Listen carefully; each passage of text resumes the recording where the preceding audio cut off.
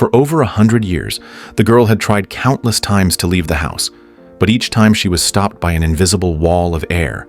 Because no one could see her and she had been trapped in the house for so long, her only amusement was playing pranks on new tenants. She would deliberately pass by them, letting them feel a strange chill even on scorching summer days. She would also make noises on purpose to startle them. Old house. She thought her days would go on like this forever until a boy around her age from when she was alive moved into the house.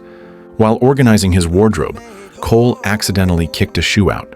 It hit the wall and knocked over a hidden door embedded in it. Behind the door was a photo album with a red cover, most likely left by a previous owner. Inside the album were photos of a girl named B from the moment she was born until she blossomed into a graceful high school student. There were no more photos after that because right after the last photo was taken, B had died. That's private, mister. B was not happy that Cole was snooping through her album and closed it over and over again, until Cole tried to open it once more, and a ring tucked inside the album fell to the ground. Since it landed on the carpet, it made no sound, so Cole didn't notice it that night. It wasn't until the next morning when he stepped on it and hurt his foot that he noticed the oddly shaped ring.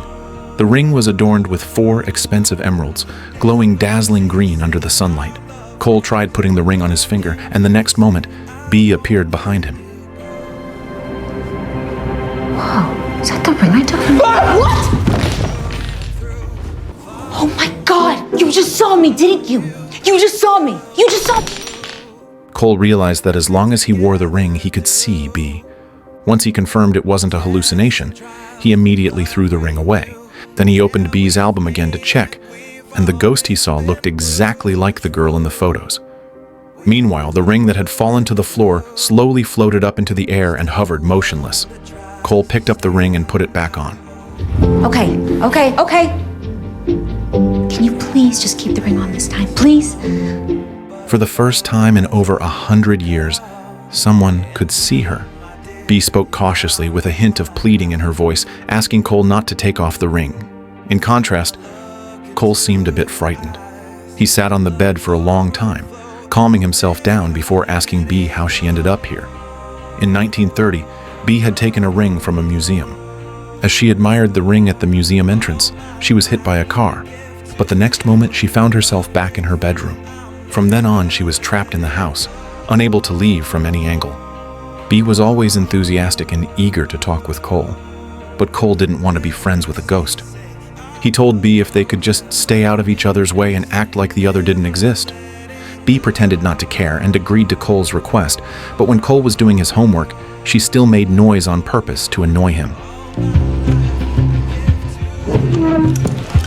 What are you doing? Who was this pretty lady? It's Taylor Swift. Taylor Swift. Through their conversations, they began to understand each other. They both loved music. B was born into a musical family and practically grew up in a conservatory. Cole had played guitar since he was a child and could play any song, but ever since his father passed away not long ago, he hadn't touched his guitar again. Cole didn't want to say much more and just asked B not to make any more noise. B agreed verbally, but when dinner time came, she started causing trouble again. High blood pressure. She played pranks in front of Cole's mom. Frightened, Cole quickly made up an excuse to cover it up. After dinner, Cole hurried back to his room and put on the ring to negotiate with B. He said he would keep wearing the ring, but only if B promised not to bother his mom again. His mom had already been through too much recently, and he didn't want her to find out there was a century-old ghost living in the house. Hearing this condition, B was overjoyed and nodded in agreement repeatedly, but she was confused. Why did Cole call her a century-old ghost? After Cole explained, she finally realized that she had been dead for 100 years. She had thought only 2 or 3 decades had passed and was shocked to learn it had already been a full century. She had no idea what had changed in the outside world during those 100 years, and she wanted answers from Cole. When B's hand accidentally stretched out the window, for some reason, the invisible wall that had once stopped her suddenly disappeared. B was beyond excited and quickly asked Cole to take her outside and show her the world. Come on. I'm out of the house! It was her first time stepping out the door in a century. and she greedily breathed in the outside air. Bee had thought it was the house that trapped her, but now she realized it was actually the ring. Wherever the ring went, she went too. You have to take me. Where? Everywhere. Cole took Bee to the street and explained everything they saw. They visited a sound system store to enjoy modern music and used the internet to help her quickly understand the world's development. From black and white TVs to smart devices, Bee was fascinated. She especially loved smartphones that could hold thousands of songs. The next day, Ghost Valley High School was holding a costume festival, and Bee wanted to tag along. She also wanted to see what had become of her old school. Cole gave a helpless smile and said no. Everyone else was just dressed like ghosts. How could he bring a real ghost to school? Though he refused with his words, Cole still brought Bee to school the next day. But as soon as he arrived, Lydia stopped him. Bee stood beside them, teasingly asking if Lydia was his girlfriend. Even though only Cole could see Bee, her comments still made him feel embarrassed.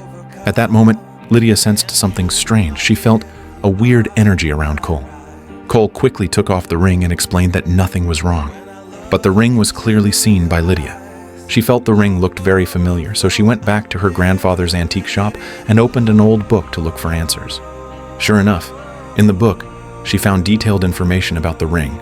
This ring was called the Lover's Ring. Created by an ancient Egyptian pharaoh, it came as a pair. Anyone who separated the two would soon meet their death, and after death, their soul would wander the earth for eternity. Only by returning the ring could one move on to the next life in the cycle of reincarnation. Lydia contacted Cole and told him everything she had found out about the ring. Cole also admitted that there really was a ghost following him, and he wanted to know where the other half of the ring was. Lydia had already done her research. The other half was about to be auctioned at the Grish Museum in New York. Cole had the chance to return the other half of the ring before the auction ended. That way, he would no longer be haunted by a ghost. I don't know who's haunting you, but trust me, breaking the curse would be doing them a huge favor. After learning this, Cole rushed home to tell Bee. He opened his bedroom door, only to find that Bee had decorated the room beautifully and romantically. Cole played guitar under the light while Bee sat on the sofa, lost in the music. This made Cole mistakenly believe that Bee was enjoying her ghostly life in the world of the living. So, he pushed aside the thought of returning the ring. It's just a silly song.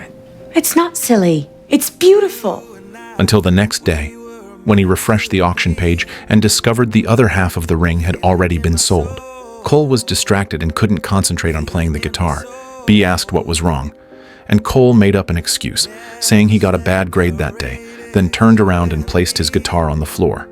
At that moment, a text from Lydia came through, asking how the auction went and if the ghost was gone.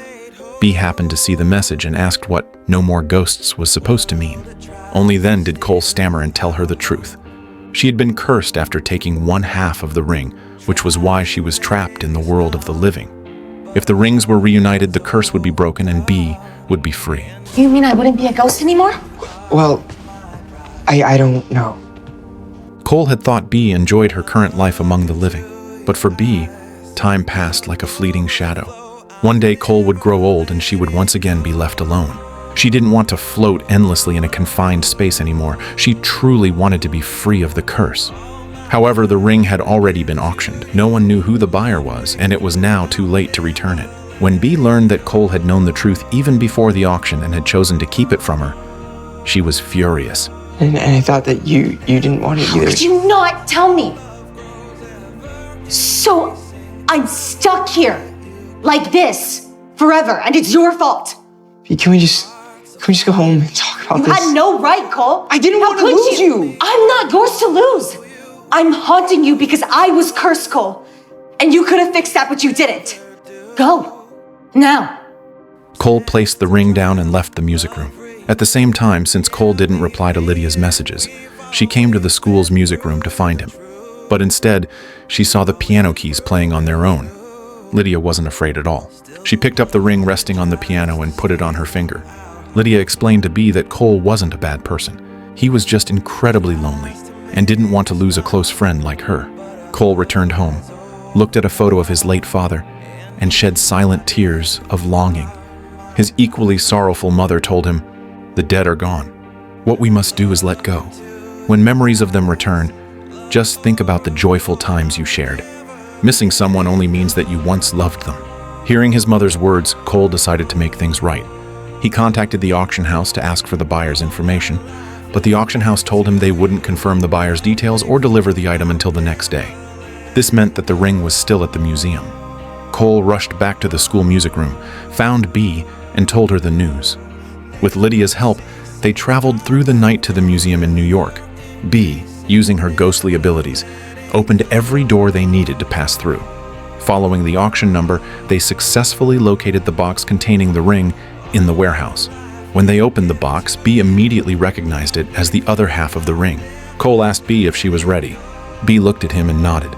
Just as Cole was about to take off the ring and place it back in the box, Bee stopped him. There was one thing she had to do, or she would never get another chance.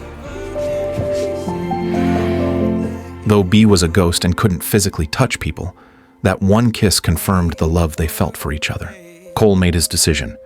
He took off the ring and held it in his hand for a long time, then carefully placed it into the box.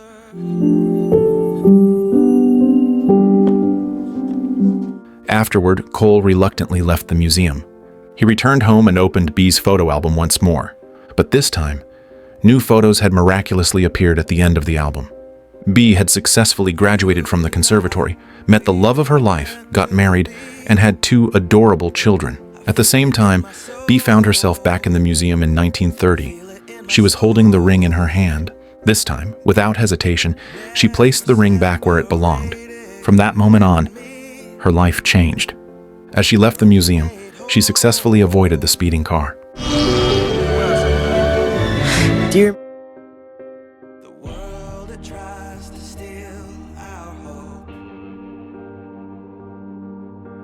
Tries to make us numb.